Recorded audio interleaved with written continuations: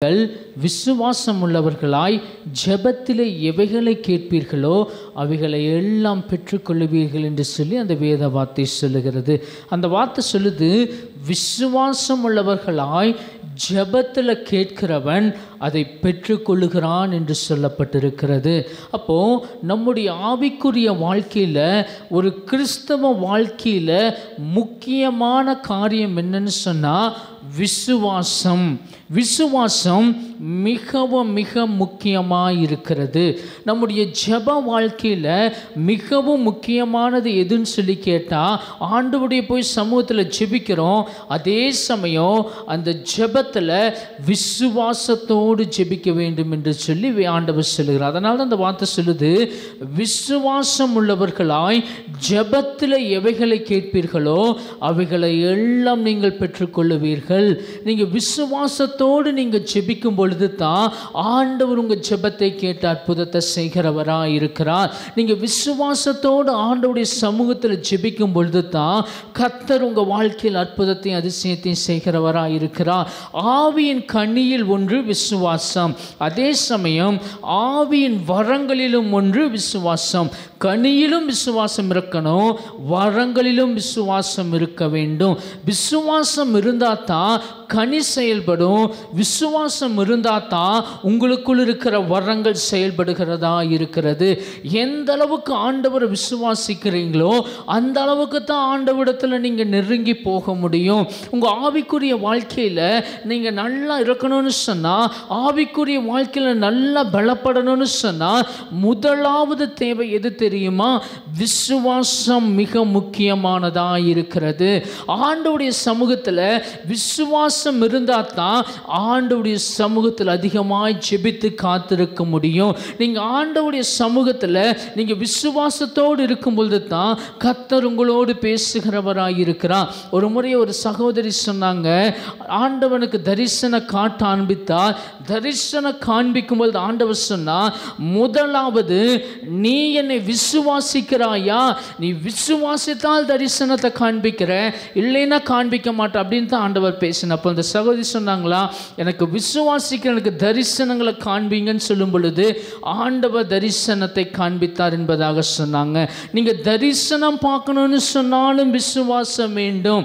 அற்புதத்தை பெற்றுக்கொள்கிறது என்று சொன்னாலும் விசுவாசம் வேண்டும். நீங்கள் என்ன காரியத்துக்காக ஆண்டவருடைய சமூகத்தில் போய் ஜெபித்தாலும் நீங்கள் விசுவாசத்தோடு ஜெபிக்கும் பொழுது தான் அந்த பலனை நீங்கள் பெற்றுக்கொள்ள முடியும். நீங்கள் விசுவாசம் இல்லாமல் ஆண்டவருடைய சமூகத்தில் போய் ஜெபம் பண்ணுனா நீங்கள் ஜெபம் பண்ணிகிட்டே இருக்க வேண்டியது, அதுக்கான பதில் என்ன செய்யாது? வரவே வராது. நீங்கள் விசுவாசத்தோடு இருக்கும் பொழுது தான் கர்த்தர் உங்களை கொண்டு பெரிய காரியங்கள் செய்கிறவராய் இருக்கிறார். இந்த விசுவாசத்தை குறித்து யோசிக்கும் பொழுது ஆண்டவர் ஒரு சின்ன வேத பகுதியை காண்பித்தார்.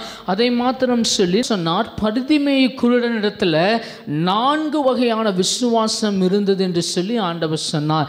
அந்த ஆண்டவர் 4 வகையான விசுவாசத்தை எனக்கு காண்பிக்கும் போது நானே ஆச்சரியப்பட்டு போனேன். அந்த 4 வகையான விசுவாசத்தை மாத்திரம் நான் சொல்லி ஜெபிக்க விரும்புகிறேன். மார்க் 10ஆம் அதிகாரம் 47ஆம் வசனம் இப்படியாய் சொல்கிறது, பரிதிமேயு குருடன் என்ன செய்கிறான்? நசரேயனாகிய இயேசு வருகிறார் என்று கேள்விப்பட்டு, இயேசுவே தாவீதின் குமாரனே எனக்கு இரங்கும் என்று கூப்பிடத் தொடங்கினான் என்று சொல்லப்பட்டிருக்கிறது. முதலாவது சொல்றாரு, இயேசு வருகிறார் என்று சொல்லி அவன் என்ன செய்கிறான்? கேள்விப்படுகிறான் என்று சொல்லி சொல்லப்பட்டிருக்கிறது. ஆண்டவரை குறித்து கேள்விப்படும் பொழுது ஒரு விசுவாசம் ஒரு மனிதனுக்குள் பிறக்கிறதா இருக்கிறது. 2000 ஆண்டுகளுக்கு முன்பு இயேசு கிறிஸ்து இந்த உலகத்தில் இருந்த பொழுது அநேக ஜனங்களுக்கு அற்புதத்தை செய்தார், அநேக ஜனங்களுக்கு அதிசயத்தை செய்தார். நோயினால் இருக்கிற ஜனங்களை விடுதலையாக்கினார், பிசாசின் பிடியில் இருக்கிற ஜனங்களை கர்த்தர் விடுதலையாக்கினார். எப்பேற்பட்ட வியாதியாக இருந்தால் இயேசு நிற்கும் பொழுது அது விடுதலையானது, இயேசு நடக்கும் பொழுது அது விடுதலையானது, இயேசுவின் நிழல் பட்டவங்கள் எல்லாம் விடுதலையானாங்க. இப்படி அநேக காரியங்கள் வேதத்தில் சொல்லப்பட்டிருக்கிறது. ஆனால் இந்த இடத்துல நம்ம பார்க்கிறோம், பரிதிமேயு குருடன் என்ன செய்கிறான்? இயேசுவை குறித்து கேள்விப்படும் பொழுது அவனுக்குள் ஒரு விசுவாசம் தோன்றுகிறதா இருக்கிறது. இன்றைக்கு கூட ஆண்டவருடைய சமூகத்தில் அதிகமாக நம்ம ஜெபிக்க வருகிறோம். ஆண்டவரை குறித்து அதிகமாய் நம்ம கேள்விப்படுகிறோம், அதே சமயம் அந்த வார்த்தையை நாம் விசுவாசிக்கிறோமா என்பதை யோசித்து பாருங்க. அப்போ அந்த வார்த்தையை விசுவாசிக்கும் பொழுது தான் அது உங்களுக்குள்ள போய் கிரியை நடப்பிக்கிறதா இருக்கிறது. யோவான் 12:36 இப்படியாய் சொல்கிறது, நீங்கள் ஒளியை விசுவாசியுங்கள், நீங்க இயேசுவை விசுவாசியுங்க, அவர் ஒளியாய் இருக்கிறார், அந்த ஒளியை நீங்க விசுவாசிங்கன்னு சொல்லப்பட்டிருக்கிறது.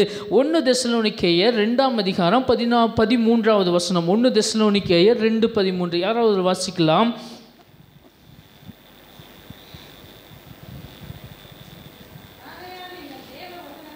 ம் ம் ம் ம் ம்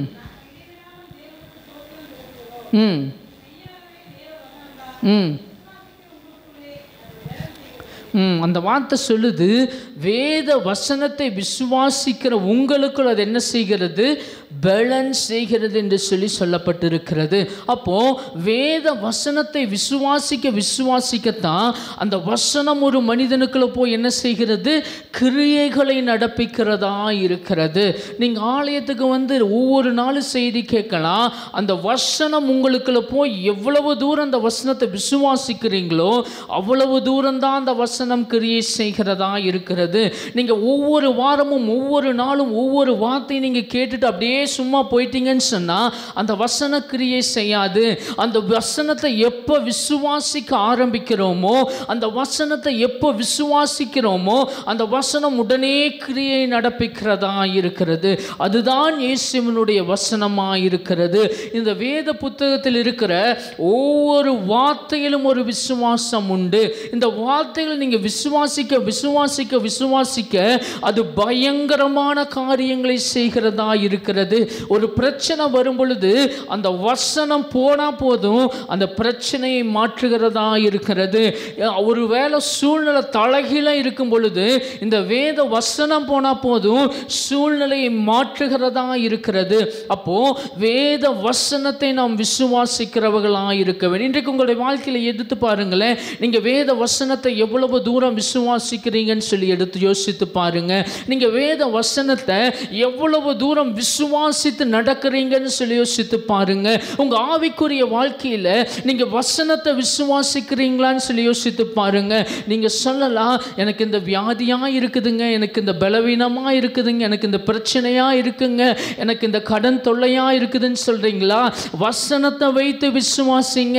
ஆண்டவரே நீர் இப்படி சொன்னீரல்ல, ஏன் நடக்கல, இதை நீர் செய்யணும் சொல்லி வசனத்தை நீங்கள் விசுவாசித்து நீங்க ஜெபிக்கும் பொழுது அந்த இடத்தில் அற்புதம் நடக்கிறதா இருக்கிறது.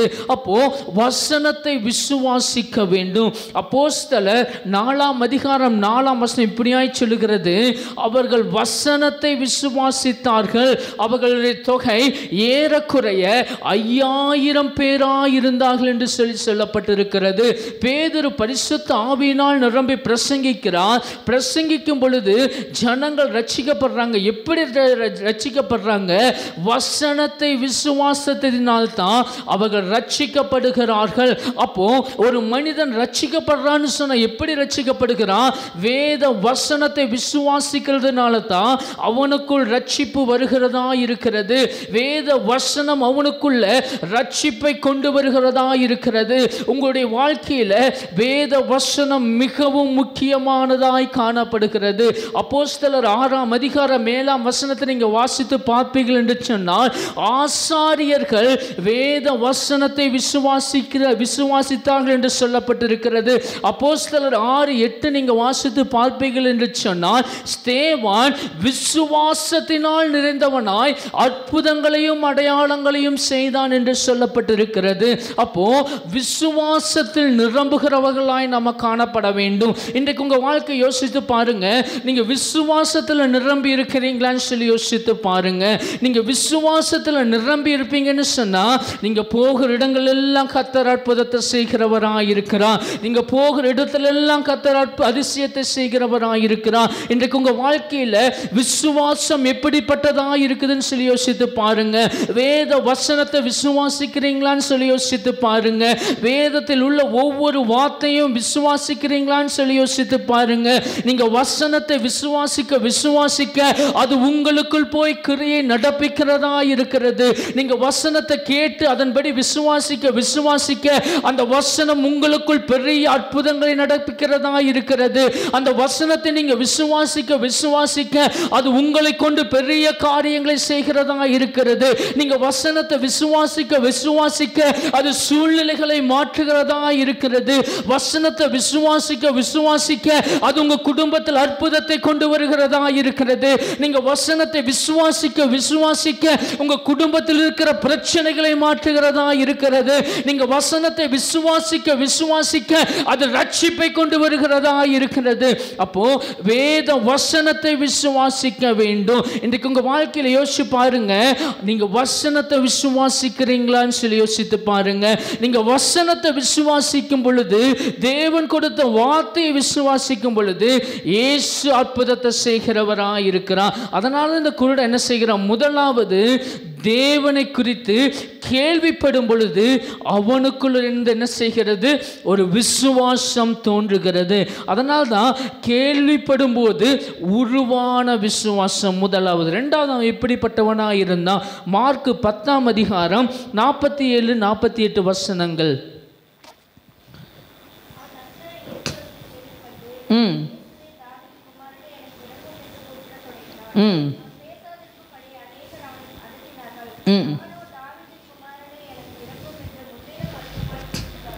அந்த வார்த்தையில் நம்ம பார்க்குறோம்.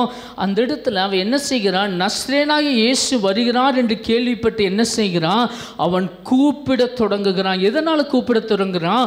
விசுவாசத்தினால அவன் கூப்பிட தொடங்கினான். அது கீழே வசனம் சொல்லுது, அவன் பேசாது இருக்கும்படி அநேகர் அவனை அதட்டினார்கள். அவனோ தாவீதின் குமாரனே எனக்கு இரங்கும் என்று சொல்லி முன்னிலும் அதிகமாய் கூப்பிட்டான் என்று சொல்லப்பட்டிருக்கிறது. அந்த வார்த்தை சொல்லுது, அவனுக்குள்ள முதலாவது என்ன விசுவாசம்? ஆண்டவரை குறித்து கேள்விப்பட்ட உடனே ஒரு விசுவாசம் வந்துச்சு. ரெண்டாவது அவனுக்குள்ள எப்படி விசுவாசம் வந்துச்சு? இந்த இயேசுவனை நான் கூப்பிட்டா இயேசு எனக்காக இறங்குவார் என்று சொல்லி அவனுக்குள் ஒரு விசுவாசம் வந்தது. அதனால தான் அவன் என்ன செய்கிறான்?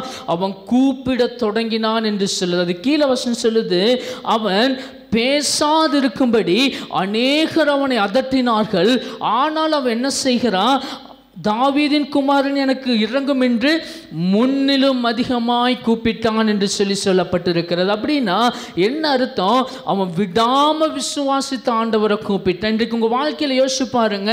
நம்ம ஒரு நல்லா இருக்கும்போது ஆண்டவர் விசுவாசித்து கூப்பிட முடியும். ஆனா பிரச்சனைக்குள் இருக்கும் பொழுது ஆண்டவரை விடாம பிடிச்சவங்களால கூப்பிட முடியுமான்னு சொல்லி யோசித்து பாருங்க. இந்த பல்திமேய குருடனுடைய வாழ்க்கையில பார்த்தீங்கன்னா அவனுக்கு ஏகப்பட்ட பிரச்சனை, ஏகப்பட்ட அவனுக்கு பார்வை இல்லை, அவனுக்கு வருமானத்துக்கு ஒரு வழி இல்லை, எந்த காரணமும் அவன்கிட்ட இல்லை. ஆனாலும் அவன் என்ன செய்கிறான்? ஆண்டவரை விசுவாசித்து விடாமல் கூப்பிட்டான். ஆகவே தான் கர்த்தர் அவனுக்காக என்ன செய்தார்? இறங்கி அற்புதத்தை செய்தார்.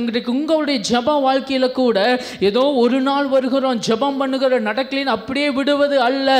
ஆண்டவர் சொன்னால் அது நடக்கிற வரைக்கும் விடாமல் ஜெபித்து கொண்டே இருப்பது பேரே தான் விசுவாசம். கர்த்தர் சொன்னார், கர்த்தர் செய்வார், எனக்காக கர்த்தர் யுத்தம் பண்ணுவார், எனக்காக காரியத்தை வாய்க்க பண்ணுவார், எனக்காக அவர் எல்லாவற்றையும் செய்வார் என்று சொல்லி கர்த்தர் மீது நம்ம வைத்துக்கொண்டு கர்த்தரை உறுதியாய் பற்றி கொண்டு அவரையே விசுவாசித்து அவருடைய சமூகத்தில் அதிகமாக நோக்கி கூப்பிடுறோம் பாருங்க. அதுதான் விசுவாசமா இருக்குது. இன்றைக்கு உங்க வாழ்க்கையை யோசிச்சு பாருங்க. நம்ம யாருங்க அப்படி ஜெபம் பண்ணி கொண்டு இருக்கிறோம்னு சொல்லி யோசித்து பாருங்க. ஒரு சின்ன நம்ம ஜெபம் பண்ண ஆரம்பிப்போம். அந்த ஜெபத்தில் ஒரு சின்ன சின்ன சோர்வு வந்துட்டு என்ன செய்வோம் தெரியுமா? இந்த ஜெபம் எனத்துக்கு பண்ணுறேன், நீ போது, நீ ஜெபம் பண்ணதை முடித்து விடலாம் என்று சொல்லி முடித்து விடுகிறான். ஆனால் இந்த குருடன் என்ன செய்கிறான்? அநேகர் பேசாம இரு, உனக்கெல்லாம் ஒன்றும் தெரியாது, நீ கண்ணு தெரியாத குருடன், நீ ஏன் அவரை கூப்பிடுகிற என்று சொல்லி அநேக தொந்தரவு செய்கிறாங்க. ஆனாலும் அவன் என்ன செய்கிறான்? நான் கூப்பிடுவதை நிறுத்த மாட்டேன். காரணம், அவரால் மாத்திரம்தான் எனக்கு அற்புதம் செய்ய முடியும், அவரால் மாத்திரம்தான் எனக்கு அதிசயம் செய்ய முடியும் என்று சொல்லி அவன் இயேசுவை விடாமல் கூப்பிட்டான். இன்றைக்கு உங்க வாழ்க்கை யோசிச்சு பாருங்க, இயேசுவை நீங்க எப்படி கூப்பிட்டு கொண்டு இருக்கிறீங்கன்னு சொல்லி யோசித்து பாருங்க. அவரை விடாமல் நீங்க கூப்பிடுறீங்களான்னு சொல்லி யோசித்து பாருங்க.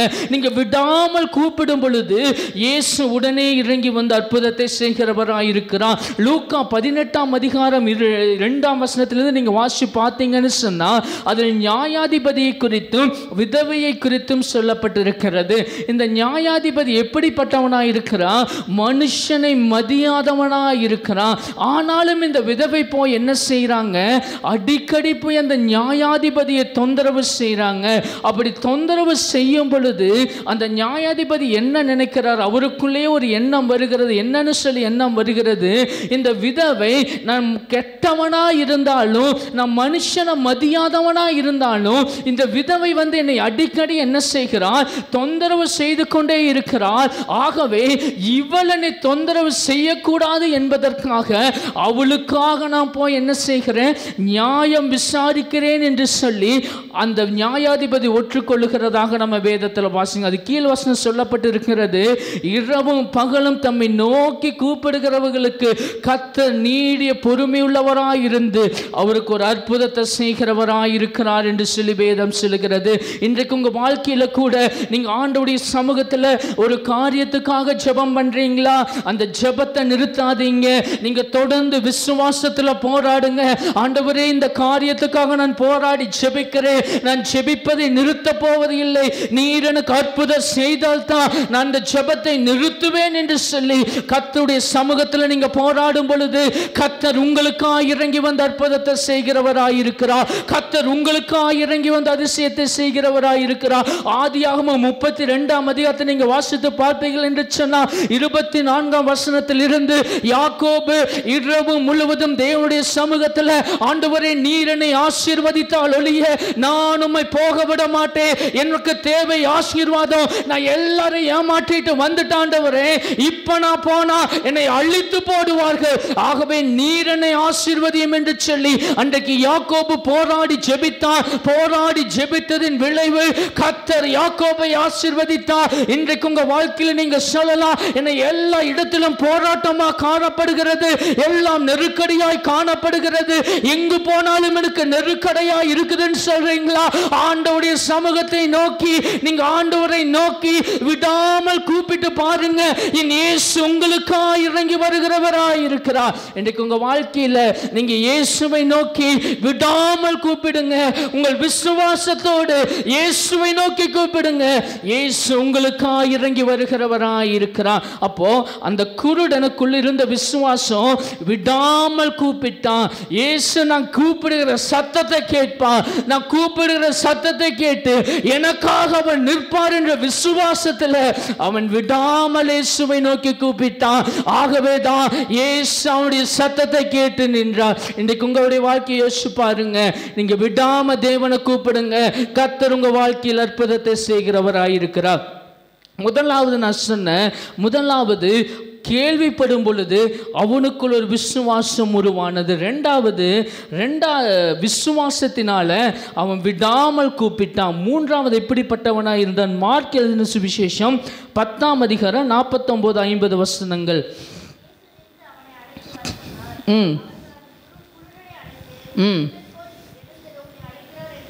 சரி, அவன் விடாமல் கூப்பிட்ட உடனே இயேசு கிறிஸ்து என்ன செஞ்சாரா? நின்றார் என்று சொல்லப்பட்டிருக்கிறது. அப்படின்னு என்ன அர்த்தம்? இயேசுவை நிற்க செய்த விசுவாசம் என்று சொல்லலாம். நம்ம விடாம ஆண்டவருடைய சமூகத்தை நோக்கி கூப்பிடும்பொழுது ஆண்டவர் என்ன செய்கிறார்? உடனே அந்த இடத்தில் இறங்கி வைக்கிறவரான், இறங்கி நிற்கிறவராய் இருக்கிறார். இந்த குருடன் அப்படித்தான் செஞ்சான். எப்படி செஞ்சான்? விடாமல் இயேசுவை நோக்கி கூப்பிட்டான். எல்லாரும் அவன் அதட்டினாங்க, ஆனால் அவன் என்ன செய்கிறான்? நான் விட மாட்டேன், இன்றைக்கு எனக்கு ஆண்டவர் அற்புதம் செய்தாக வேண்டும், இன்றைக்கு நான் பார்வை அடைந்தாக வேண்டும், அதனால நான் விட மாட்டேன்னு சொல்லி அவன் என்ன செய்கிறான், விடாமல் கூப்பிட்டதுனால இயேசு கிறிஸ்து உடனே என்ன செய்தாரா, அந்த குருடனுக்காக நின்றார் என்று சொல்லி சொல்லப்பட்டிருக்கிறது. அவன் குருடனுக்காக இயேசு கிறிஸ்து நின்றார். இஸ்ரவேல் தேசத்தில் பார்த்தீங்கன்னு சொன்னா குருடர்கள் என்று சொன்னா ஒரு ஆளாவே மதிக்க மாட்டாங்க. அவங்க என்ன செய்வாங்க, தனியாக யூனிஃபார்ம் கொடுத்துருவாங்க, அவங்க தனியாக ரோட்டோரத்தில் தான் பிச்சை எடுக்க வேண்டும், அவங்க சொல்லுகிற இடங்களில் தான் பிச்சை எடுக்க வேண்டும். அப்படிப்பட்ட குருடன் கூப்பிடும் பொழுது இயேசு நின்றார். ஏன்னு தெரியுமா, அவங்களுடைய விசுவாசத்தை பார்த்து இயேசு நின்றார் என்று சொல்லி சொல்லலாம். இன்றைக்கு உங்க வாழ்க்கையை யோசிச்சு பாருங்க, நீங்க கூப்பிடும் பொழுது உங்க சத்தத்தை கேட்டு இயேசு நிற்கிறாரான்னு சொல்லி யோசித்து பாருங்க. அப்படி ஒரு வேளை அற்புத அதிசயம் நடக்கலைன்னு சொன்னா இன்னும் அதிகமா கூப்பிடுங்க. இயேசு உங்களுக்காக நிற்கிறவராயிருக்கிறார். உங்களுக்கு அதிசயத்தை அற்புதத்தை செய்வதற்காக இயேசு உங்களுக்காய் நிற்கிறவராயிருக்கிறார். இந்த குருடன் கூப்பிடுகிறான், இவனுடைய சத்தத்தை கேட்டு விடாமல் கூப்பிடுகிறான். கூப்பிடும் பொழுது இந்த குருடனுடைய சத்தத்தை கேட்டு இயேசு ஒரு நிமிஷம் நின்னுட்டு அவனுக்கு அற்புதத்தை செய்த. இன்றைக்கு உங்க வாழ்க்கையில நீங்க ஆண்டவரை நோக்கி கூப்பிடுறீங்க, கூப்பிடும் பொழுது இயேசுவே எனக்கு இறங்கும் இறங்குன்னு சொல்லி கூப்பிடும் பொழுது, நீங்க விசுவாசத்தோடு தொடர்ந்து கூப்பிடும் பொழுது இயேசு உங்களுக்காய் நிற்கிறவராயிருக்கிறார். இயேசு உங்களுக்காய் நின்று அற்புதத்தை செய்கிறவராயிருக்கிறார். இயேசு உங்களுக்காக நின்று அதிசயத்தை செய்கிறவராயிருக்கிறார். இயேசு உங்களுக்காக நின்று உங்கள் பிரச்சனைகளை மாற்றுகிறவராயிருக்கிறார். இயேசு உங்களுக்காக நின்று ஒரு நிமிடம் நீங்க சொல்லுகிற வார்த்தையை கேட்கிறவராயிருக்கிறார். இயேசு உங்களுக்காக ஒரு நிமிடம் நின்னா போதுங்க, உங்க வாழ்க்கை சூழ்நிலைகள் மாறிவிடும். இயேசு உங்களுக்காக ஒரு நிமிடம் நின்னா போதுங்க, உங்க வாழ்க்கையின் பிரச்சனைகள் மாறிவிடும். இயேசு உங்களுக்காக ஒரு நிமிடம் நின்னா போதுங்க, உங்க வாழ்க்கையில் அற்புதம் நடந்துவிடும். உங்களுடைய கூப்பிடுதல் தேவனை நோக்கி விசுவாசித்து, எனக்காக நில்லுங்க ஆண்டவரே, எனக்காக ஒரு விஷயம் இறங்கும் ஆண்டவரே, எனக்காய் ஒரு விஷயம் இறங்குன்னு சொல்லி கூப்பிடும் பொழுது இயேசு உங்களுக்காக நிற்கிறவராயிருக்கிறார். அப்போ அந்த குருடன் விசுவாசத்தினால இயேசு அந்த இடத்துல நின்றார். முதலாவது நான் சொன்னேன், அவனுக்கு கேள்விப்படும் போது ஒரு விசுவாசம் உருவானது. இரண்டாவது, விசுவாசத்தினால் விடாமல் கூப்பிட்டான். மூன்றாவது, இயேசு அந்த வார்த்தையை கேட்டு நின்றார், அந்த விசுவாசத்தினால் நின்றார். நான்காவது எப்படி இருந்தது, மார்க் 10:52.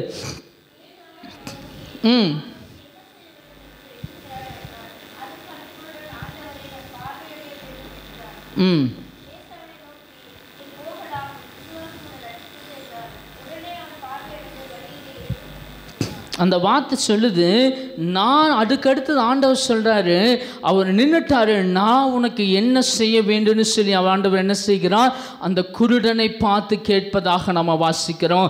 இயேசு கிறிஸ்து நம்முடைய ஜெப வாழ்க்கையில கூட நம்ம விசுவாசத்தோடு ஆண்டவரை நோக்கி கூப்பிடும் பொழுது ஆண்டவர் கேட்கிற ஒரே ஒரு வார்த்தை என்ன கேட்பா தெரியுமா, நான் உனக்கு என்ன செய்ய வேண்டும். நீ விசுவாசத்தோடு இவ்வளவு நேரம் கூப்பிட்டே இல்ல, நீ விசுவாசத்தோடு இவ்வளவு நேரம் விடாம என்ன கூப்பிட்டே இல்ல, நான் உனக்கு என்ன செய்ய வேண்டும், நான் உனக்கு என்ன செய்ய வேண்டும்னு சொல்லி இயேசு உங்களிடத்துல கேட்கிறவராயிருக்கு. அது கீழே வசனம் சொல்லுது, இயேசு அதுக்கு அவன் சொல்றான், ஆண்டவரே நான் பார்வை அடைய வேண்டும்னு சொல்லி சொல்றான். சொன்ன உடனே என்ன ஆகிறது, நீ போகலாம், உன் விசுவாசம் உன்னை ரட்சித்தது என்று சொல்லி இயேசு அனுப்புகிறதாக நம்ம வாசிக்கிறோம். அவனுடைய விசுவாசம் எப்படிப்பட்டதா இருந்தது, விடாமல் கூப்பிட்டு இன்றைக்கு நான் ஒரு அற்புதத்தை பெற்றுக்கொள்ள வேண்டும், இன்றைக்கு இயேசுவினிடத்தில் நான் ஒரு அதிசயத்தை பெற்றுக்கொள்ள வேண்டும் என்று சொல்லி விடாமல் கூப்பிட்டதுனால இயேசு கிறிஸ்து அவனுக்காக நின்று, அந்த குருடனுக்காக நின்று, அந்த குருடனை பார்த்து நான் உனக்கு என்ன செய்ய வேண்டும் என்று சொல்லி கேட்டு அவனுடைய கண்களை திறந்தார். இன்றைக்கு கூட உங்களுடைய வாழ்க்கையில நீங்க சொல்லலாம், பல வகையான பிரச்சனைக்கு நடுவில் நான் வந்திருக்கிறேங்க, பல வகையான போராட்டத்துக்கு நடுவில் நான் வந்திருக்கிறேங்க, நான் கண்ணீரோடு இந்த இடத்திற்கு வந்திருக்கிறேங்க, நான் வியாதியினால் இந்த இடத்திற்கு வந்திருக்கிறேங்க, நான் பலவீனத்தினால் இந்த இடத்திற்கு வந்திருக்கிறேங்க, எனக்கு ஒரு அற்புதம் நடக்காதா என்று சொல்லி ஏக்கத்தோடு கலக்கத்தோடு இந்த இடத்துக்கு வந்திருக்கிறேன் நீங்க சொல்லலாம். ஆனா இயேசுவை நோக்கி விடாமல் கூப்பிடுங்க. அன்றைக்கு பல்திமேயு குருடன் விசுவாசத்தினால் நிறைந்தவனாய் இயேசுவை விடாமல் நோக்கி கூப்பிட்டான். அவனுக்கு இறங்கின ஆண்டவர் இன்றைக்கு உங்களுக்காய் இறங்கும்படிக்காய் வந்திருக்கிறார். அவனுக்கு நின்ற ஆண்டவர் இன்றைக்கு உங்களுக்கு ஒரு அற்புதத்தை செய்யும்படிக்காக உங்களுக்காய் அவர் நின்று கொண்டிருக்கிறார். இன்றைக்கு உங்களுக்கு ஒரு அதிசயத்தை செய்யும்படிக்காக என் இயேசு உங்களுக்காய் நின்று கொண்டிருக்கிறார். அன்றைக்கு பல்திமேயின் குருடன் கூப்பிட்டது போல, இயேசுவே நான் உம்மை விடப்போவது இல்லை, யார் என்ன சொன்னாலும் சொல்லட்டும், நான் உம்மை விடப்போவது இல்லை, எனக்கு ஒரு அற்புதம் தேவை, நான் உம்மை விசுவாசிக்கிறேன் ஆண்டவரேன்னு சொல்லி நீங்க விசுவாசிக்கும் பொழுது என் இயேசு உங்களுக்கு ஒரு அற்புதத்தை செய்வார். என் இயேசு உங்களுக்கு ஒரு அதிசயத்தை செய்வார். நீங்க எந்த இடத்திலிருந்து இயேசுவே எனக்கு உதவி செய்யும், என் வாழ்க்கையை மாற்றும், என் சூழ்நிலைகளை மாற்றும், என்னுடைய போராட்டத்தை மாற்றும், என்னுடைய நிந்தனையை மாற்றும், என்னுடைய அவமானங்களை மாற்றும், இன்றைக்கு எனக்கு ஒரு விடுதலை தாரும் என்று சொல்லி இயேசுவை நோக்கி கூப்பிடும் பொழுது என் இயேசு உங்களுக்காய் அற்புதத்தை செய்கிறவராய் இருக்கிறார். அப்போ விசுவாசத்தோடு கூப்பிடுங்க, இயேசு உங்களுக்கு அற்புதத்தை செய்கிறவராய் இருக்கிறார். அப்போ நீங்க விசுவாசத்தோடு கூப்பிடுறீங்களான்னு சொல்லி யோசித்து பாருங்க. ஒரு முறை ஒரு சகோதரி ஜெபிப்பதற்காக என்னை அழைத்திருந்தார்கள். நான் அவங்க வீட்டுக்கு போனேன். வீட்டுக்கு போய் அவங்களுடைய தலையில் கை வச்சு ஜெபிக்க ஆரம்பித்தேன். ஆவியானவர் சொன்னால் அவங்க விசுவாசிக்க சொல், இன்றைக்கு நான் அவருடைய வாழ்க்கையில் அற்புதத்தை செய்கிறேன், அவங்கள விசுவாசிக்க சொல், இன்றைக்கு அவங்களுடைய போராட்டங்களை மாற்றுகிறேன் என்று சொன்னால் நான் சொன்னேன், ஆண்டவர் சொல்கிறாரு விசுவாசிக்க சொல்கிறாரு, நீங்கள் விசுவாசிங்க, இயேசு இன்றைக்கு உங்களுக்கு ஒரு அற்புதத்தை செய்வார் என்பதாக சொன்னேன். அதற்கு அந்த சகோதரி என்ன சொன்னாங்க தெரியுமா? என்னால் விசுவாசிக்க முடியலைங்க. ஏன் என்னால் விசுவாசிக்க முடியல தெரியுமா? நான் பெரிய பெரிய கூட்டங்களுக்கெல்லாம் போயிருக்கிறேன், பெரிய பெரிய இடங்களுக்கெல்லாம் நான் போயிருக்கிறேன், நான் அந்த இடத்துலலாம் போய் ஜெபம் பண்ணி அற்புதம் நடக்காதது, இன்றைக்கு நீங்கள் ஜெபம் பண்ணியா அற்புதம் நடக்க போகுது அப்படின்னு சொல்லிட்டு என்னால் விசுவாசிக்க முடியலைங்கன்னு சொன்னாங்க. அப்போ நான் சொன்னேன், இல்லைங்க, இன்னைக்கு ஆண்டவர் உங்களுக்கு அற்புதத்தை செய்யும்படிக்காய் வந்திருக்கிறார், உங்களுடைய போராட்டத்திலிருந்து விடுதலை கொடுக்கும்படிக்காய் வந்திருக்கிறார். நீங்கள் இயேசுவை விசுவாசிங்க, இயேசுவை நம்புங்க, இன்றைக்கு ஆண்டவர் உங்களுக்கு ஒரு அற்புதத்தை செய்வான்னு சொல்லும் பொழுது அந்த சகோதரி சொன்னாங்க, சரி நான் இயேசுவை நம்புகிறேன் என்று சொன்னாங்க. சொல்லி ஜெபிக்க ஆரம்பித்த உடனே என்ன ஆனது தெரியுமா? அவர்களுக்குள் இருக்கிற அசுத்தாவி அலற ஆரம்பித்தது, அலறி வெளியேறினது. கர்த்தர் ஆச்சரியமான விடுதலை கொடுத்தார். காரணம் அவர்களுடைய விசுவாசம். இன்றைக்கு கூட உங்களுடைய வாழ்க்கையில் நீங்க விசுவாசிக்க கூடாதபடி பிசாசானவன் ஏதோ ஒரு இடத்துல கட்டி வைத்திருப்பான். இவங்க விசுவாசித்து ஜெபம் ஆரம்பிச்சிட்டா இவங்களுடைய அபிஷேகம் என்னன்னு இவங்களுக்கு தெரிந்துவிடும், இவங்க ஆவிக்குரிய வாழ்க்கையில எப்படி இருப்பாங்கன்னு சொல்லி இவங்களுக்கு தெரிஞ்சிடும். அதனால என்ன செய்றேன், நான் கட்டி வைக்கிறேன்னு சொல்லி பிசாசானவன் விசுவாசிக்க கூடாதபடி அநேகரை கட்டி வைத்திருக்கிறான். இந்த காலை நேரத்தில் ஆண்டவர் சொல்லுகிறார், நீ விசுவாசிக்க கூடாதபடிக்கு கட்டி வைத்திருக்கிற கட்டுகளை உடைக்கிற தேவன்னா, உண்மையில் இருக்கிற நுகங்களை முறித்து கட்டுகளை அறுக்கிற தேவன்னா. அப்போ நீங்க கர்த்தரை விசுவாசிங்க, நீங்க கர்த்தரை விசுவாசிங்க, இயேசுவை விசுவாசிங்க. இயேசு இன்றைக்கு ஒரு அற்புதத்தை செய்யும்படி காய் வந்திருக்கிறார். எந்த சூழ்நிலையும் அவரால் மாற்ற முடியும். உங்களுக்கு எந்த சூழ்நிலையும் அவரால் ஒரு அற்புதத்தை செய்ய முடியும். நீங்க எந்த இடத்தில் இருந்தாலும் அவரால் மாத்திரம்தான் உங்களுக்கு ஒரு அதிசயத்தை செய்ய முடியும். நீங்க எந்த இடத்தில் ஆண்டவரை நோக்கி கூப்பிட்டாலும் அவரால் மாத்திரம்தான் உங்க பிரச்சனைக்கு ஒரு தீர்வு கொண்டு வர முடியும். அப்படின்னு சொன்னால் நீங்க என்ன செய்யணும்? ஆண்டவரை விசுவாசித்து விடாமல் கூப்பிட்டு பாருங்க. இயேசு உங்களுக்காக நின்று ஆண்டவர் உங்களுக்காக ஒரு அற்புதத்தை செய்கிறவராய் இருக்கிறார். அப்போ விசுவாசம் முக்கியம். விசுவாசத்தோடு கூப்பிடுங்க, கர்த்தர் உங்களுக்காக அற்புதத்தை செய்கிறவராய் இருக்கிறார். கண்களை மூடி ஜெபம் பண்ணலாமா?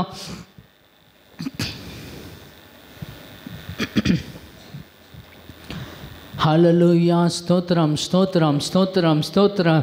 எல்லாரும் ஆண்டவருடைய சமூகத்தில் ஒரு விஷயாய் நோக்கி ஜெபம் பண்ணலாம். ஆண்டவரே எனக்கு விசுவாசத்தை தாங்க ஆண்டவரே, ஆண்டவரே எனக்கு விசுவாசத்தை தாங்க ஆண்டவரே, இன்றைக்கு எனக்கு ஒரு விசுவாசம் வேண்டாண்டவரே.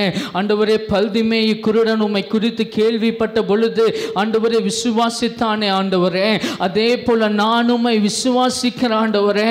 உம்மை குறித்து இவ்வளவு நேரம் கேட்டேன் அல்லவா, எனக்கு இன்றைக்கு ஒரு அற்புதம் வேண்டாண்டவரே, எனக்கு இன்றைக்கு ஒரு அதிசயம் வேண்டாண்டவரே.